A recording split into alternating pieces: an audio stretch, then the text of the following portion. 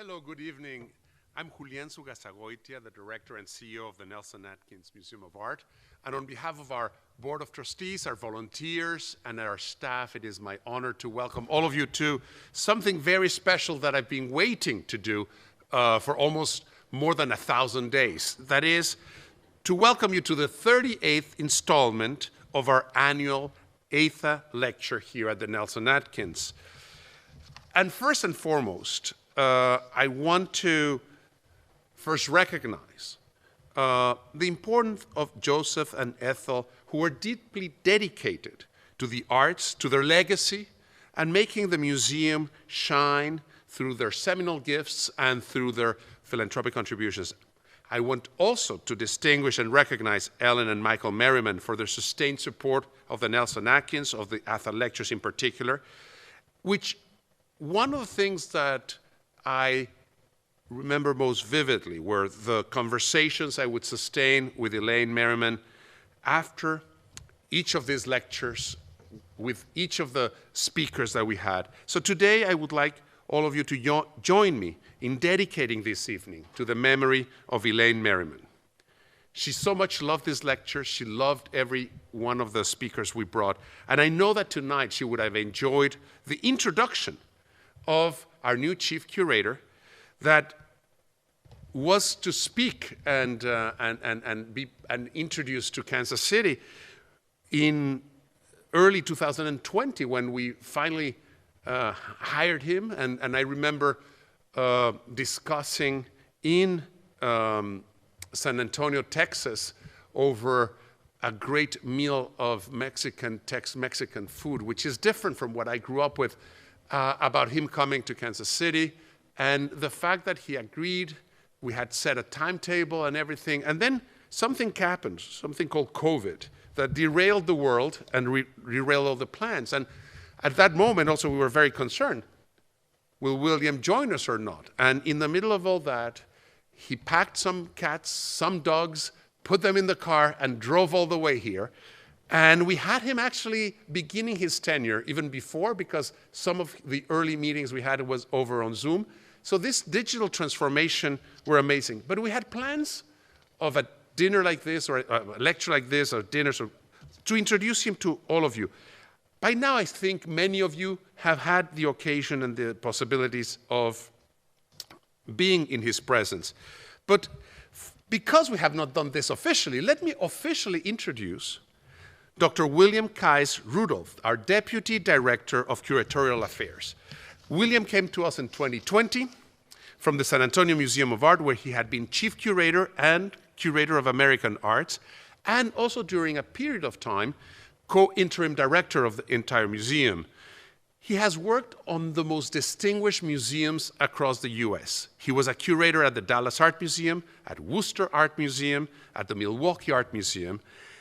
He obtained his PhD from Burnip College, and he wrote his thesis, and that will be the subject of yet another lecture, because when he starts speaking about Jean-Joseph Beaudeschamps, the artist, the French artist that worked in New Orleans in the 1830s, on which he wrote his PhD dissertation, let me tell you, you're gonna be totally enthralled by an artist that we need to know more about, and especially a very timely. But although he has held responsibilities for fine and decorative arts from Americas and Europe, spanning all different kinds of periods, his real love, I have come to find out, comes from the first days as a researcher and at a department assistant at one of the most beautiful and prestigious museums in America, the Philadelphia Museum of Art. And there he put his teeth on the decorative arts. And if you know Philadelphia and you know our collection, we are very sisters in many things. And actually, our Chinese ceiling in the temple room has a sister from the same temple in China, in Philadelphia. So I encourage you to see Philadelphia when you can.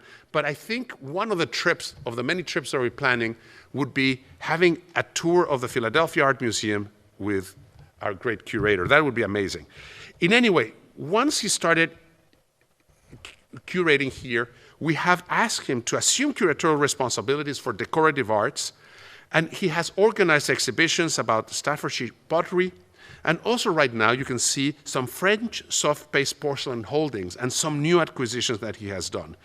So in a way, he was enthralled and came to Kansas City in many ways because of the extraordinary collection we have, but he was particularly interested in our decorative arts that include the Folgers Coffee Collection collected by Joseph Atha. So all things turn around. So let me tell you also, I have never heard anyone speak about silver and somebody the way he does, and therefore, it is my great honor to introduce all of you to our great curator, William. Please, a big hand of applause.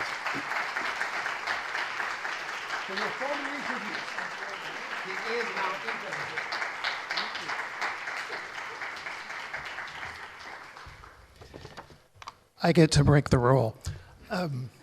Good evening, everyone. It's so nice to be here, and I can't really see you because I know you're out there in the dark, and that's not much different from when you're on Zoom. So this is very normal and natural, but it's nice to be here with you all. Thank you, Julian, for that introduction. And I want to really thank the Atha and Merriman families for making this lecture series possible and giving me amazing material to talk about tonight. Just a little bit of housekeeping, since we're all new again to being together. Please do what I do and silence your cell phones if you can. You are welcome to take pictures, though why you would want to. There are so many better things to take pictures of than me blathering at you. But if you do, we like hashtags for Nelson-Atkins Museum of Art. But okay, so with that in mind, let's have a little bit of fun. One of the reasons that I love the decorative arts, among the extraordinary collections that we have here, we have 40,000 amazing objects, more or less, in the Nelson-Atkins Museum of Art. And of those, 5,380, not that I'm counting, are decorative art objects. And one of the reasons why I really love them is because if we think about the objects that we choose and the objects that we use in our daily lives, they tell us a lot about the worlds that they were made in. They tell us a lot about the people who made them, about the people who chose them and used them, and they tell us a lot about ourselves. And that's very true today, just as it was in the past. So it's really my job tonight, really one of my jobs as a curator any day or night, but my job tonight is to tell you a few stories. And those stories, and let me make sure, there we go. For my little story hour tonight, we are going to go from Kansas City to England, because I'm talking about British decorative arts tonight. And I've divided my talk into two parts. One part is older and more familiar to you all, and that is a small group, figuratively and literally, but very major in impact, of the extraordinary 106-piece silver collection, the Folgers Coffee Silver Collection, assembled by Joseph Atha and given to the museum in 1999. There is more than just that 106, because the other half of that collection, as many of you know, lives at the Cincinnati Art Museum. And we are sisters in that way. The other half of the talk tonight is to talk about something newer, some new acquisitions that you may not have had the chance to see yet because we just made them early this year and they just went out on view last week. So a little bit old, a little bit new, and all Great Britain. So within the 106-piece Folger Coffee Silver Collection, there are 5 very special pieces, miniature works of silver. You're seeing 2 of them on the slide here, and those 2 are on view in Gallery P21 in the case with other examples from the collection. You are seeing them about 5 million times bigger than they actually are, because if you look at the dimensions, this little coffee pot is just over 2 inches tall. So they're small but mighty. as I like to say. Now, here are the other three. They're not on view, but I would like them to be on view someday. So you can see that we have something very special going on. Cincinnati also has a handful. Here are 2 of the 5 that they have. So you can see that this is truly an interesting subset of the overall collection. So what is the story behind these very small, beautiful objects? Well, there's a few myths about why miniature silver came to be. And we're going to walk through those myths, and then we're going to walk through some possible reasons that are probably a little more plausible. So here's the first theory. This is the theory of The Apprentice, not the show, not the reality show. Let's not talk about that tonight. But like that show, this is bogus too. There, for many, many years, was a theory proposed by decorative art historians that the reason why miniature silver exists is because it was something that apprentices made as a way of learning their craft.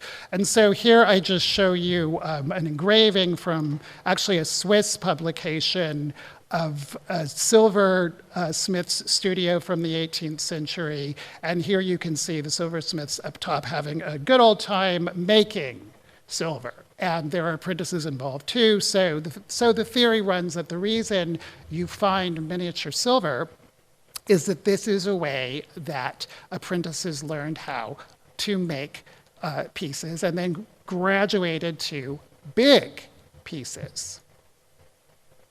Not true.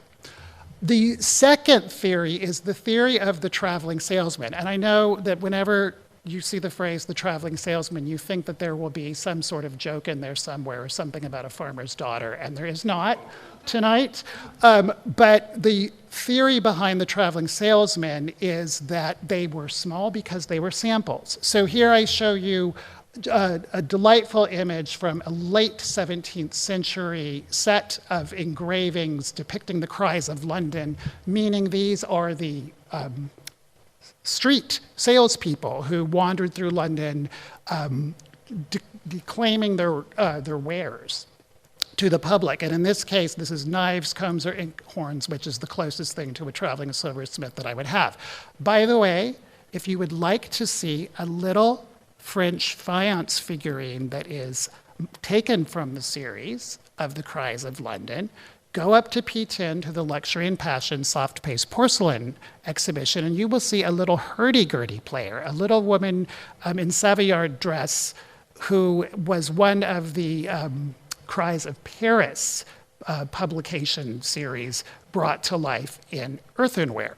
Maybe also a prostitute. So, okay, so there's the farmer's daughter reference for the traveling salesman. I actually am not the king of dad jokes and bad puns that it seems that I am, but maybe I actually am. Ask my curators. They'll probably say, yes, I am. Anyway, this theory has largely been debunked, but there is an object in the Atha collection, in the Folgers Collection, that might support this theory. And the jury is still out. More work needs to be done. But there is a very extraordinary and rare piece designed by Paul de Lamerie, which is a model coffee pot. And you can see that it is just 3 inches tall, and its diameter is just under a foot. So it's very, very possible that this actually was something that de Lamerie made and used as a lead to get clients to commission works of art. Now, it's incredibly rare. In fact, we know of no other example by him. So it's either one of the absolute rarest things that exists in the world of 18th century British silver, which it could be, or there's another reason behind its creation. And so again, the jury is still out and there's more research to do.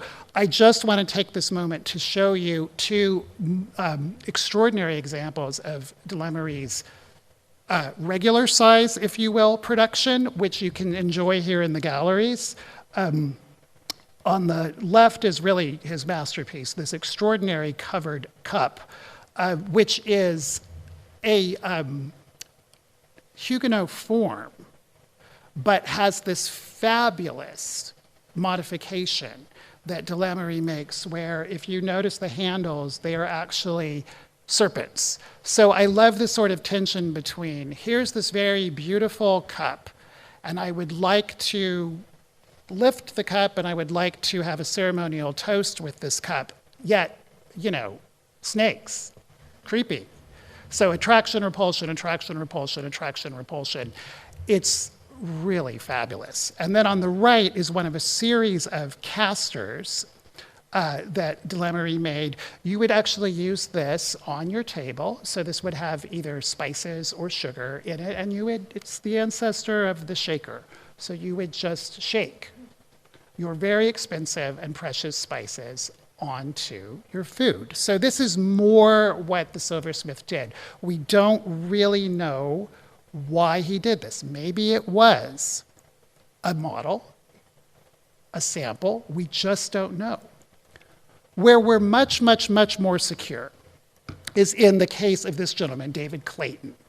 And I should say that there are really two periods when we find miniature silver in England. The first period is about 1684 to 1715. Then there's just a little bit of a break, and then we find pieces again from 1720 to 1740. Now, the reason why we're still sort of trying to figure all of this out is because there aren't a lot of hallmarks on miniature silver. And that's not because there isn't room, but it's because at this moment, that transitional phase from the late 17th century as you get into the 18th century, they actually change the system in Great Britain, where first of all, they change the standard of silver, so the hallmarks themselves change, and then various regulations first specify that every maker has to completely change their marks and use a much more legible mark that involves their initials. Then they backtrack for a while, then they retrack for a while. So in the case of particularly miniature silver, it falls into this period where there's, the law keeps changing, so the poor silversmiths don't really know what to do. And in the case of Irish silver, they don't have to hallmark at all. So it's, it gets even a little bit nuttier. David Clayton, however, worked in both periods. He's the only silversmith we know who we can document working in both eras. And these are some very delightful examples of his production, one from the Victoria and Albert Museum in London, and one a little set from the Museum of Fine Arts, Boston. Now, why? And we only have miniature examples from him. So why was he doing this? So I gave you two theories, and now I want to give you what I think is probably the more likely answer for why not just David Clayton, but other silversmiths made miniature pieces. It's all about the dollhouse. You're looking at a very extraordinary dollhouse made in England and now in the collection of the National Trust at Uppark. And if you go to Uppark, which was one of the great Georgian houses, you won't necessarily see this dollhouse. You will hear that they had a big fire in 1989 and rebuilt everything. And it's a great heroic story of conservation and all of this. But, it comes to the thing that when decorative art curators get together and they mention Uppark, we always then say, Uppark, we had a fire.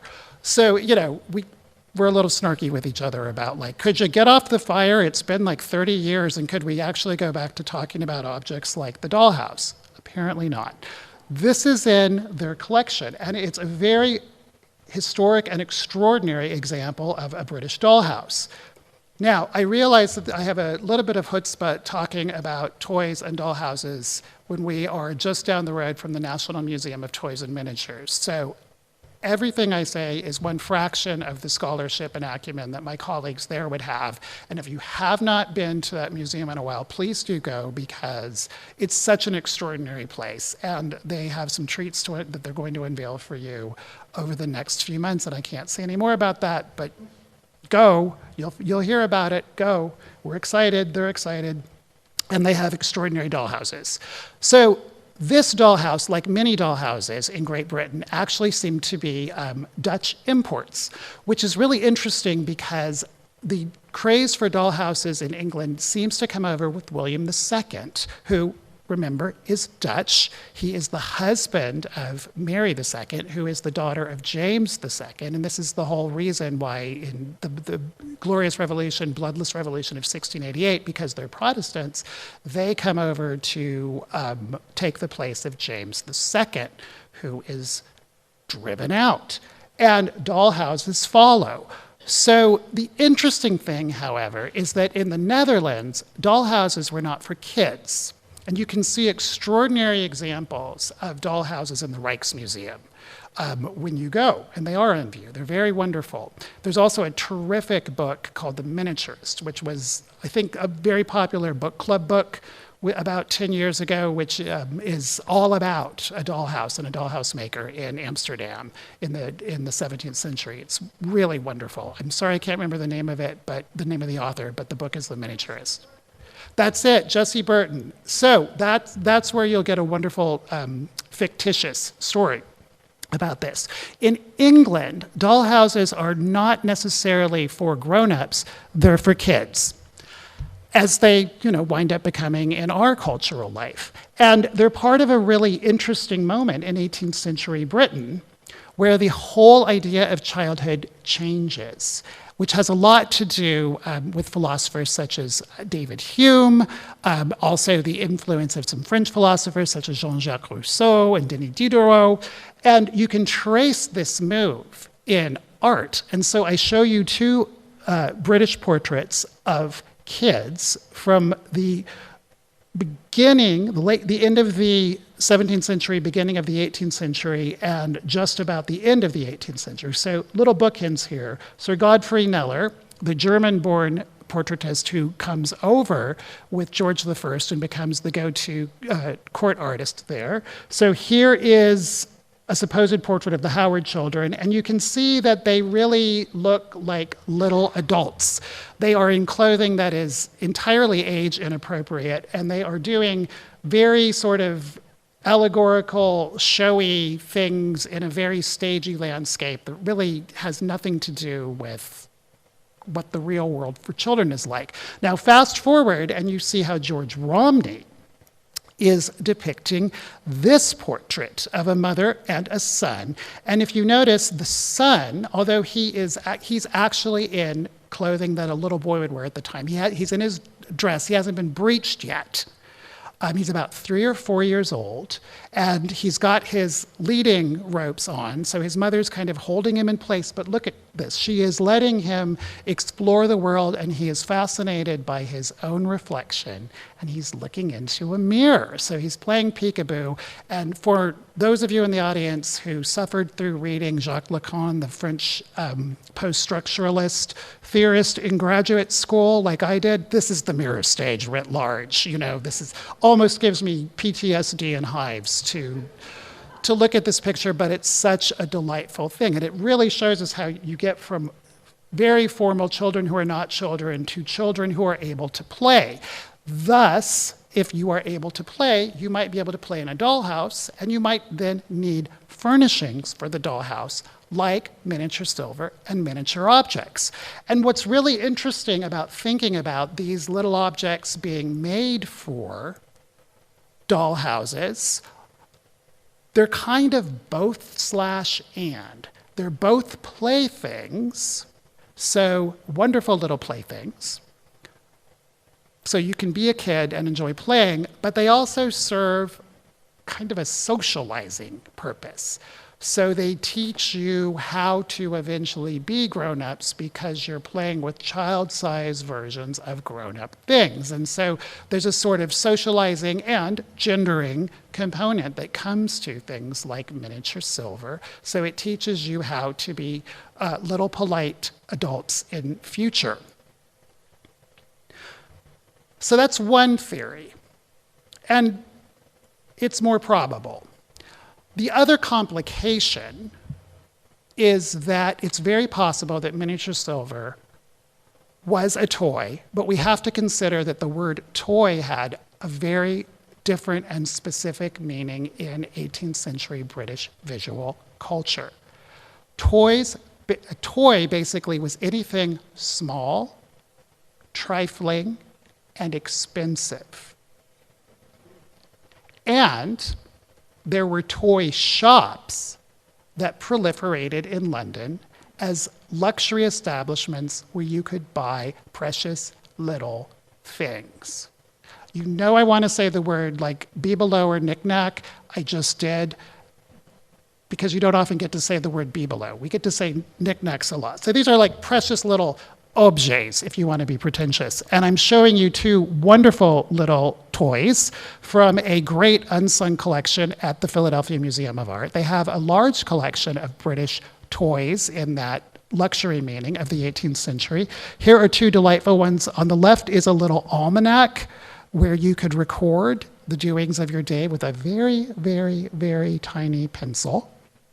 And on the right is a little bonbonniere or little sweet box in the form of a man's head, which participates in this whole exoticism of Turkish culture in the Middle East. So this is at the moment where Lady Mary Wortley Montagu is journeying to Turkey and introducing smallpox vaccination, and there's this fantasy and fascination about what they call Turkerie, which, you know, like the 19th century sort of vogue for Orientalism in French and British culture, has really nothing to do with the actual culture itself and more to do with European fantasies of it. So it's both wonderful and offensive that you can open up his head and pour out candy from his brains.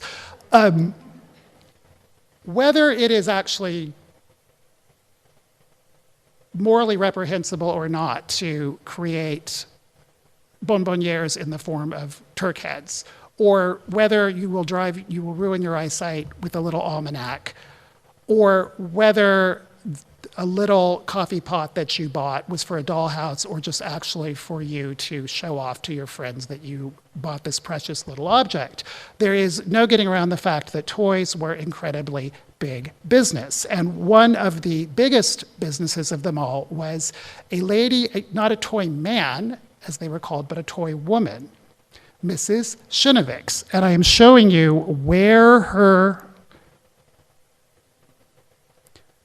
This is a map of modern London, and here is Suffolk Street, down near Charing Cross in the Haymarket, and her shop was along here on Suffolk Street, very near where today there's a Pret-a-Manger. So you go from one luxury object in the 18th century to a luxury sandwich in the 21st century. She did so well by selling toys, including miniature silver, that this gentleman bought property from her. So this is Sir Horace Walpole, who could be variously described as a politician. He was the son of the prime minister, a writer, a collector, a dilettante, a designer, a fashionista, and an influencer, to name a few, and an indefatigable letter writer and hilarious diarist. And here is young Horace Walpole, and he bought from Mrs. Shinovix a plot of land, that you see on the map where that little mark is, called Strawberry Hill. Today it is near Hampton Court Palace and it's in the flight path for Heathrow, but it was suburban and beautiful in the 18th century, and on it, Walpole erected this, which has now come to be known as Strawberry Hill, which is a Gothic mansion built in the 18th century in suburban London. It still stands today. It was his home, and it housed his collections, and you can see how he described very wittily the house itself. It is a little plaything house that I got out of Mrs. Shinoviks's shop. So big business and little toys. And I should also point out that the quote gets even sort of wittier when you realize that plaything house was a way that dollhouses were referred to in 18th century London.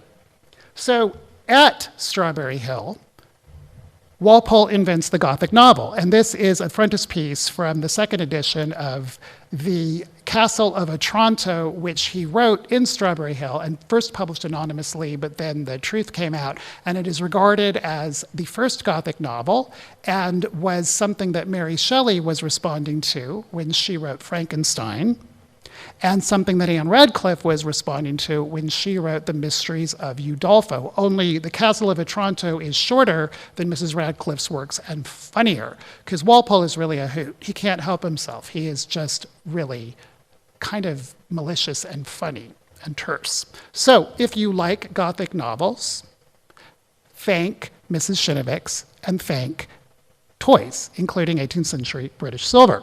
So moving into the second part of our talk, I'm showing you a painting that today lives in the Victoria and Albert Museum, and it shows a family at tea. And notice how they have a silver coffee and tea service. So no toys here, regular size and expensive because silver is very heavily taxed. So this is a luxury item. And notice how they are not drinking out of silver, but they are drinking out of porcelain, which is another story that we could explore. But that's what leads us to this gentleman, Josiah Wedgwood, who was bound and determined that he was going to crack the luxury ceramic market. So this is where we move from silver to ceramic. Now, this is a 19th century copy of a lost 18th century portrait by Sir Joshua Reynolds of Josiah Wedgwood. And, it's not a very good copy and it's not in terrific shape, but it gives you an idea of what this titan of ceramic industry and inventor of marketing looked like. And also the very fact that a potter could afford to sit to Sir Joshua Reynolds, who was the leading society artist of the day and first president of the newly founded Royal Academy, means that Wedgwood was making some serious money in ceramics. So here's the new part of the talk tonight. These are two new acquisitions by Wedgwood that we made this spring, and they are now on view in the European galleries as of last week. So you can go visit the two little tiny coffee pots and then go visit the new Wedgwood. So what is going on with these works? Wedgwood was from a dynasty of potters in Staffordshire, which is, as many of you know, was the epicenter of the British pottery industry for hundreds of years. And this is my shameless plug to remind you that at the Nelson-Atkins Museum of Art, we have one of the most extraordinary collections of British pottery outside of Great Britain, which is the Burnip Collection, given to us in 1941 and 1953 by Mr. and Mrs. Frank P. Burnip. They gave us the original collection in 41 and then thought that they needed to top it up and add to it in 53, so came back and did more. It is an extraordinarily important collection full of all sorts of rare and wonderful objects that really traces the history of British ceramics. And it's, Julian is tired of me talking about this, about how much I love Burnip and, how I just want it to have more love. So I had to stick in an example from Burnip tonight. This is a little tea caddy probably made by Josiah Wedgwood's uncles. So he was a member of a family of potters, and he learned how to be a potter by working with his family. When he goes off on his own, he really works in the tradition of Staffordshire pottery. So he works with agate ware, which you see here on the left, which is a type of variegated clay. And he also works with creamware, which is a type of earthenware that was very popular for dining services. It was lightweight, it was hygienic, and Wedgwood really improved it. He made a sort of lighter, finer body, and then he got Queen Charlotte, wife of George III, to let him call it Queensware, and thus the influencer culture began. So Wedgwood worked in existing traditions, but everything changed when he suddenly discovered, like everybody else was at this time, the lure of the antique. At the middle of the 18th century, in southern Italy, two sites are discovered and begin to be excavated: Pompeii and Herculaneum. And the world goes nuts, because suddenly you have this evidence of what the classical world was like. Even though classicism had survived, I mean, you can't be in Rome without stumbling over, some fragment of a column somewhere, right? But the concentrated accuracy of Herculaneum and Pompeii really inflamed the imagination of collectors, artists, and Wedgwood. So what did he do? He basically bought almost every publication on antiquities that he could get his hands on. He had the best library of antiquities in Great Britain, and he went into business with a gentleman named Thomas Bentley, and they named their company Etruria, which is their nod to Etruscan culture from the classical period. And they began to make modern ceramics dressed up in ancient dress. So on the left here, you see a vase in the form of a calyx crater from my former home, the San Antonio Museum of Art, that imitates the kind of red figure pottery that was being unearthed at that time in southern Italy and collected. And he also then began to create black basalt wares that had designs that were based upon images and engravings in this library of publications that he would buy. And he even sent artists such as John Flaxman to Italy to be his artist on the ground and draw things that could later become designs. And he begins to become successful. And this is what makes Wedgwood's career: the Portland Vase, which, remember, we acquired and we just put on view. What is the Portland Vase? It is a little scene that is probably depicting the marriage between two minor gods, Peleus and Thetis, sea gods, river gods. And this is the whole vase. So you see, this is the famous side that everybody knows from reproduction, but the scenes continue around the vase. It is a faithful copy from height to imagery of this. This is the actual Portland vase. It is possibly the most famous piece of Roman glass that has ever survived. Discovered unbroken in the 1500s in Rome. It's a Hellenistic piece. It's cameo glass. It was unearthed in the 1500s, and by 1601, it was in the collection of the Barbarini family. And we know this because there is a letter written from a Dutch artist who sees it in the Barbarini collection in 1601 to Peter Paul Rubens, telling him all about what he's seen. And the Portland vase, or at that point it was called the Barbarini vase, is engraved and published and begins to gain fame as a pilgrimage object for people going to Rome to look at antiquities.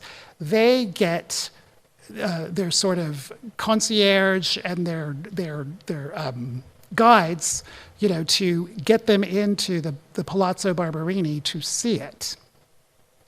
And it becomes the obsession of this gentleman on the left, Sir William Hamilton, who is the British envoy to the Kingdom of Naples and the Two Sicilies in the mid-18th century, and he becomes a passionate collector of antiquities. He also becomes the passionate collector of a much younger wife, who you see here on the right, Emma Hart, an actress, and so let's just go actress. Famous for her attitudes where she would pose as classicizing figures in scantily clad costumes, but he married her.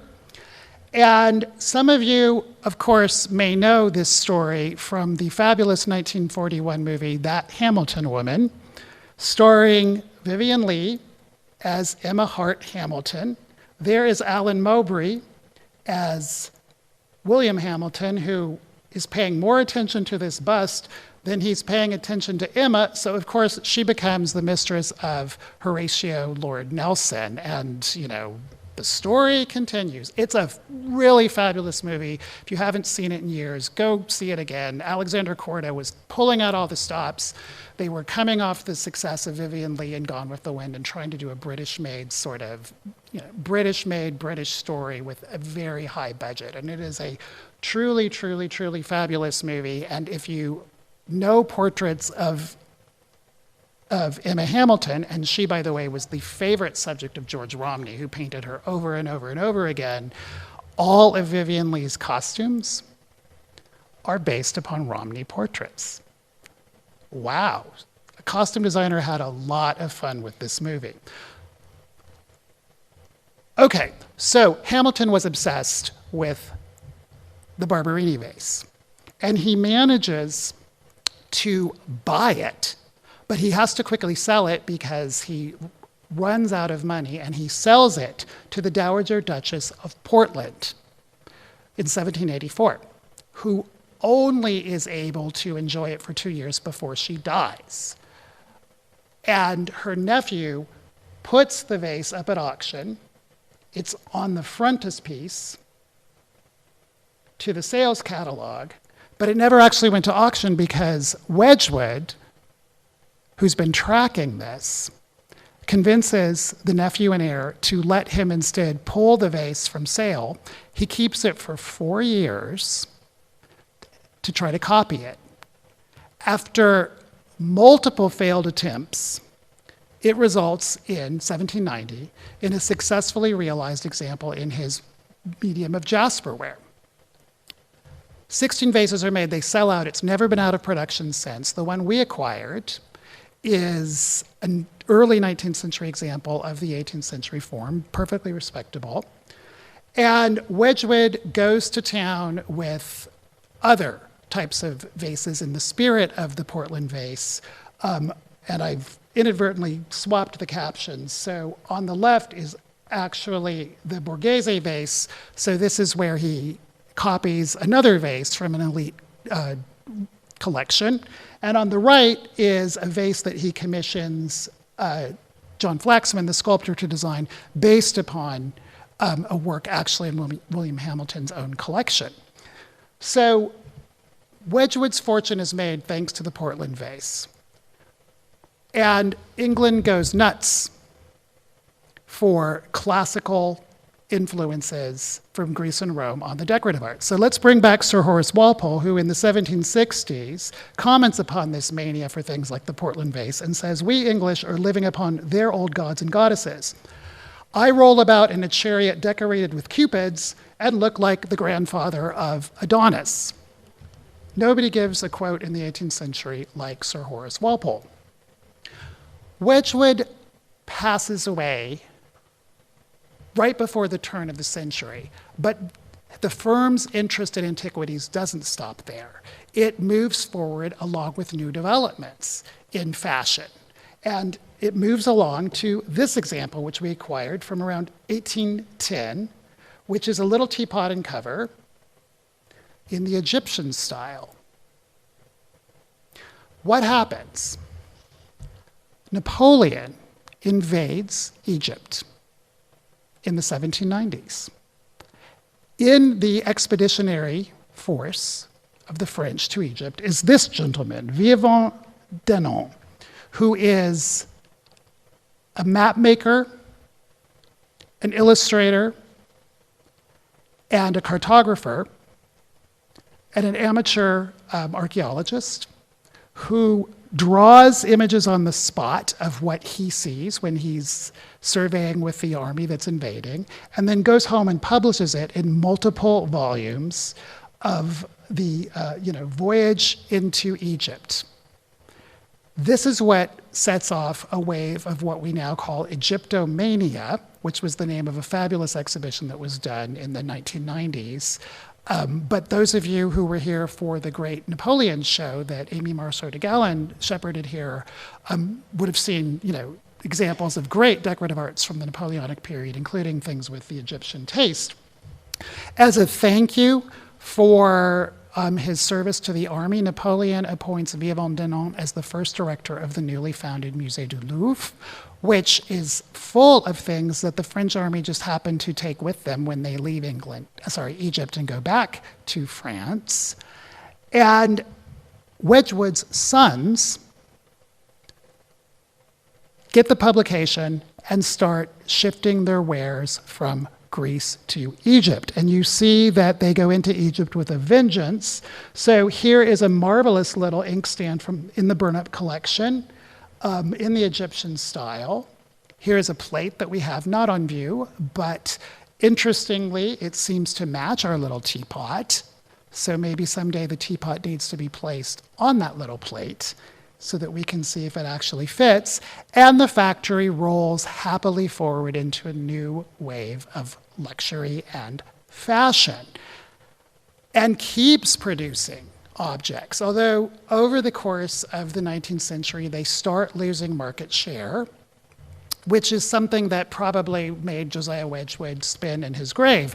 And the coda of the story is that in the early 20th century, when the factory's fortunes are a little bit downtrodden, for a brief period of time from about 1914 to the outbreak of World War II, a very canny and ambitious young designer named Daisy Mackey Jones basically takes a little bit of pre-Raphaelitism, a little bit of Arthur Rackham, a little bit of Celtic mythology, puts it all like in a mental blender, and comes up with Fairyland Luster, a type of lusterware with imagery of butterflies like this butterfly women and elves and princesses and fables, and it saves Wedgwood's bacon, figuratively, and then falls into huge modernist revulsion and despair because it looks like this. But it has been rediscovered in recent years by collectors, and we actually happened to have a piece in the reserve collection that had come in 1960, I can't really read my own typing, 63, 65, that I found lurking in storage and convinced Julian to let me move it into the permanent collection because it's Fairyland Luster. So that's a story for another evening. So basically, we are still in England. We started with miniature silver. We moved to classicizing ceramics. And the fun thing is that you, as visitors to the Nelson-Atkins Decorative Arts Collection, can move all over the world. America, England, France, Germany, the Americas, Africa, and enjoy extraordinary examples of fine and decorative arts that were made and loved, are still being made and loved, and I hope you love them as much as I'm learning to love them. So thank you very much for letting me tell you some stories tonight. And If we can bring up the lights, I'm happy to take some questions.